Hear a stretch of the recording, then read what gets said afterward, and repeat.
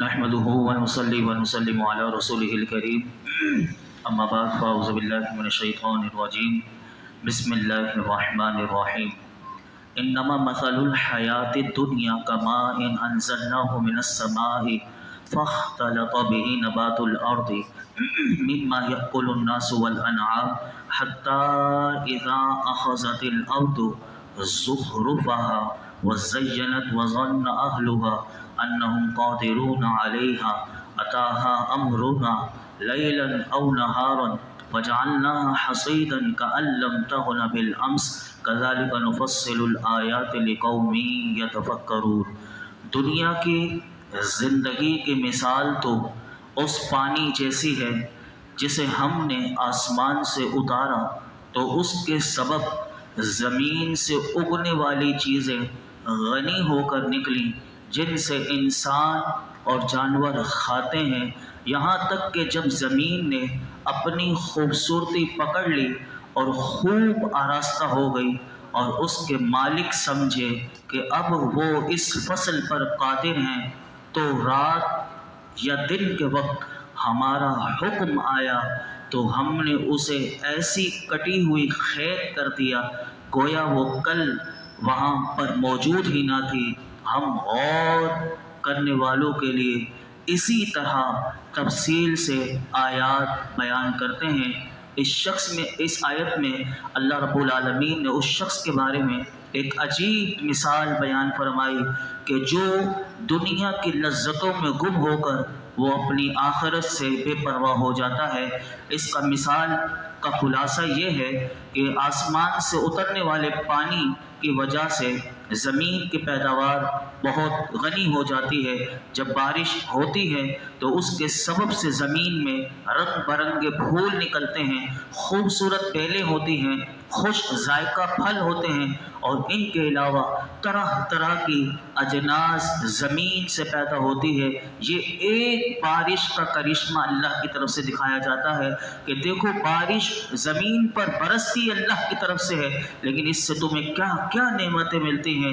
حتیٰ کہ جب باغات اور کھیتوں کا مالک جو ہوتا ہے، بظاہر جس کو اللہ نے دنیا میں مالک بنایا، تو وہ جب اپنے باغات کو دیکھتا ہے، ان پھلوں کو دیکھتا ہے، تو لدے ہوئے ان درختوں کو دیکھتا ہے اور ہری ہری لہلہاتی ہوئی فصلوں کو دیکھتا ہے تو خوشی سے پھولے نہیں سماتا، اور پھر اس پیداوار سے مجھے کیا کیا فائدے ہوں گے، وہ بڑے بڑے منصوبے بنانا شروع کر دیتا ہے اور اس کا دل انہی منصوبوں میں مشغول ہوتا ہے۔ یہاں رک کر میں ایک بات کہوں کہ آج بھی اگر ہم دیکھیں دنیا دار طبقہ جو ہوتا ہے کہ جب پتہ چل جاتا ہے کہ آج مجھے اس میں بینیفٹ اتنا ہو جائے گا، جو منصوبے بناتے ہیں وہ یہ نہیں دکھتا کہ غریب کا کتنا خون میں چوس لوں گا، لیکن وہ منصوبے اپنے بھی بنا رہے ہوتے ہیں۔ جیسے کہ مثال کے طور پر پیٹرول کا ہی آپ لے لیں کہ جب پیٹرول کا پتہ چل جاتا ہے دن میں ہی کہ آج رات سے ایسا ہی ہوگا، تو ہم معاشرے میں دیکھتے ہیں کہ یہی لوگ انسانیت کے کہ سارا پیٹرول یکدم غائب ہو جاتا ہے، اور کیسے لوگ اپنے اپنے منصوبے بناتے ہیں ان سب کے لیے بھی۔ اور اس میں اللہ رب العالمین کہ جس کا دل دنیا کی دولت سے اور دنیا سے جس نے لگاؤ لگایا ہوا ہوتا ہے وہ منصوبوں میں مشغول ہوتا ہے اور بالکل غافل ہوتا ہے۔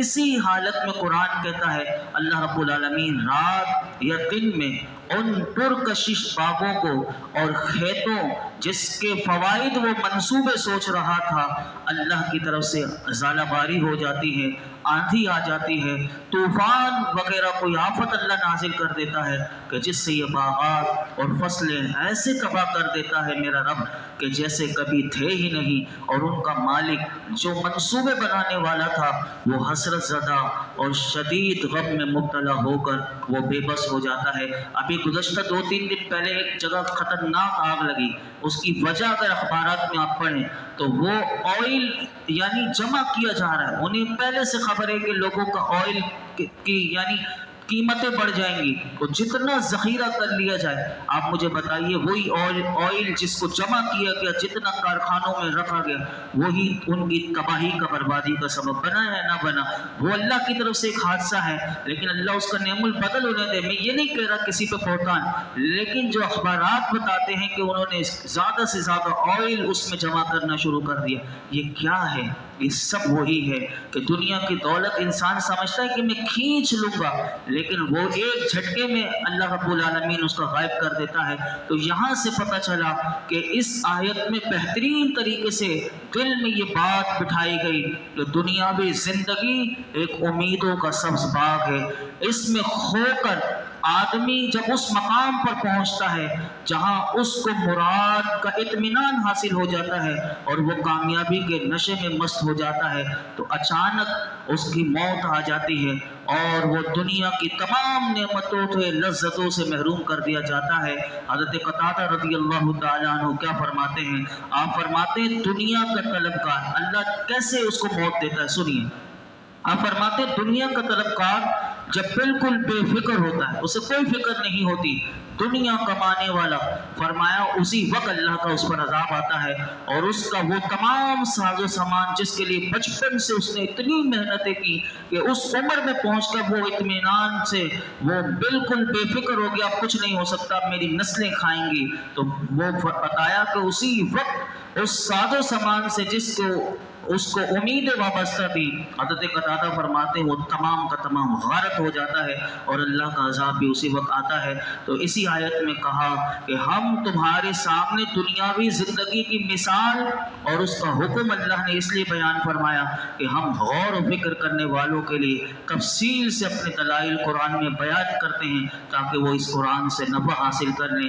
बेशक वहम और शक की जुल्मतों से वो निजात पाएँ और दुनिया नापायदार की बेसुबाती से बाखबर रहें। ये कुरान बताता है आखिरत हमेशा रहने वाली जगह है, दुनिया नापायदार है, इसमें किसी ने नहीं रहना। इस दुनिया से दिल ना लगाना चाहिए, बल्कि जिससे लगाना है उसकी तरफ जब बंदा लगाता है तो वो आखिरत में क्या कुछ अता नहीं करेगा। अब आइए कि ये तो था दुनिया, अब आइए अल्लाह किस तरफ बुलाता है, अल्लाह किस चीज़ की दावत देता है। अगली आयत में देखिए कितनी ज़बरदस्त दावत दी। फरमाया वल्लाहु यदउ इला दारिस सलाम व यहदी मन यशाउ इला सिरातिल मुस्तकीम, और अल्लाह सलामती के घर की तरफ बुलाता है और जिसे चाहता है सीधे रास्ते की तरफ हिदायत देता है। दुनिया की बेसुबाती बयान करने के बाद इस आयत में अल्लाह रब्बुल आलमीन ने उस घर की दावत दी। दुनिया का घर इंसान कितना आलीशान बना लेगा, लेकिन उसका रहना नसीब होगा या नहीं होगा ये नहीं पता, लेकिन उस घर में जहाँ रहना भी हमेशा है और वो घर भी अल्लाह की तरफ से बनाया हुआ है, उस घर की तरफ अल्लाह ने दावत दी। आओ, सिर्फ एक को दावत नहीं दी, अल्लाह ने पूरी इंसानियत के लोगों को, तमाम लोगों को उस घर की तरफ अल्लाह बुलाता है कि फरमाया कि वो घर ऐसा है कि उस घर में कोई तकलीफ नहीं होगी, कोई मुसीबत नहीं होगी। दुनिया के घरों में बज़ाहिर इंसान बड़ा खुशहाल होता है, लेकिन घर में सुख नहीं मिलता, घर में चैन नहीं मिलता। कहा तुम्हें वो घर में दूंगा कि जिसमें चैन ही चैन है, जिसमें कोई तकलीफ नहीं होगी, कोई मुसीबत नहीं होगी। हज़रत क़तादा रज़ियल्लाहु ताला अन्हु फरमाते हैं कि ये जो दारुस्सलाम अल्लाह ने कहा, दारुस्सलाम से मुराद जन्नत है और ये अल्लाह के बेइंतहा रहमत और उसका करम है कि उसने अपने बंदों को जन्नत की तरफ दावत दी। और ये दावत अल्लाह रब्बुल आलमीन ने किस अंदाज से दी, एक हदीस पाक मैं आपके सामने रखता हूँ। ये बुखारी शरीफ की हदीस पाक है कि हज़रत जाबिर बिन अब्दुल्लाह रज़ियल्लाहु ताला अन्हु से मरवी है कि अल्लाह के महबूब अलैहिस्सलातु वस्सलाम की खिदमत में कुछ फरिश्ते उस वक्त हाजिर हुए कि जब आप सोए हुए थे, मेरे आका आराम फरमा रहे थे। उनमें से बाज़ ने कहा आप तो सोए हुए हैं, और बाज़ ने कहा इनकी आंखें सोती हैं और दिल जागता है। बाज़ कहने लगे इनकी कोई मिसाल बयान करो, यानी हुजूर के पास आए हैं और हुजूर के पास खड़े होकर फरिश्ते आपस में मुकालमा कर रहे हैं, क्या कह रहे हैं हुजूर के बारे में। बाज़ ने आपने सुना कि कहा सोए हुए हैं, बाज़ ने कहा इनकी आंखें सोती और दिल जागता है। बाज़ कहने लगे इनकी कोई मिसाल बयान करो, तो उन्होंने कहा इनकी मिसाल उस शख्स की तरह है कि जिसने एक मकान مکان بنایا اور اس میں طرح طرح کی نعمتیں مہیا کی اور ایک بلانے والے کو بھیجا کہ لوگوں کو بلائے. جس نے اس بلانے والے کی اطاعت کی وہ اس مکان میں داخل ہوا اور ان نعمتوں کو اس نے کھایا اور پیا. جس نے بلانے والے کی اطاعت نہ کی وہ نہ مکان میں داخل ہو سکا نہ کچھ کھا سکا. پھر وہ کہنے لگے فرشتے آپس میں کہ اس کا مطلب بیان کرو. تو اس کا مطلب بیان کیجئے تاکہ بات مزید آسانی سے سمجھ میں آ جائے. انہوں نے کہا مکان سے مراد جنت ہے اور بلانے والے سے مراد محمد مصطفیٰ صلی اللہ علیہ وسلم مراد ہیں کہ جس نے ان کی اطاعت کی گویا کہ اس نے اللہ کی اطاعت کی اور جس نے ان کی نافرمانی کی گویا کہ اس نے اللہ کی نافرمانی کی. تو پتہ چلا اس آیت میں یہ بھی دعوت دی گئی کہ وَيَهْدِي مَن يَشَاءُ إِلَىٰ صِرَاطٍ مُسْتَقِيمٍ کہ صراط مستقیم سے مراد دین اسلام ہے. اور اس آیت سے یہ بھی معلوم ہوا کہ اللہ کی دعوت تو عام ہے, سب کو بلایا جا رہا ہے, مگر اس کی ہدایت خاص ہے. یہ بات یاد رکھیے گا, دعوت عام ہے, ہدایت خاص ہے, اور وہ کسی کسی کو ملتی ہے جو اس کا طلبگار ہوتا ہے اسی کو ملتا ہے. اب آئیے وہی جنت تو اب بلا دیا, اب جو چل پڑے اس جنت کی طرف, اس جنت میں انہیں کیا ملے گا اگلی آیت میں وہی بتایا گیا للذین احسنوا الحسنى وزیادہ ولا يرهق وجوههم قتر ولا ذلہ اولئک اصحاب الجنہ هم فیہا خالدون. بھلائی کرنے والوں کے لیے بھلائی ہے اور اس سے بھی زیادہ ہے, اور ان کے منہ پر نہ سیاہی ہوگی اور نہ سیاہی چھائی ہوگی اور نہ ذلت. یہ جنت والے ہیں, وہ اس میں ہمیشہ رہیں گے. بھلائی والوں سے مراد اللہ کے فرما بردار مومنین بندے ہیں. بھلائی والوں کے لیے بھلائی. اب دوسری بھلائی کس کے لیے, تو علماء نے کہا اس سے مراد جنت ہے, یعنی پہلے مومنین بنتے ہیں ان کے لیے بھلائی ہے. تو کیا مطلب بنا کہ بھلائی والوں کے لیے بھلائی ہے, مومنین کے لیے جنت ہے. اور اس پر زیادتی سے کیا مراد ہے, تو علماء نے کہا اس سے زیادتی سے مراد اللہ کا دیدار ہے.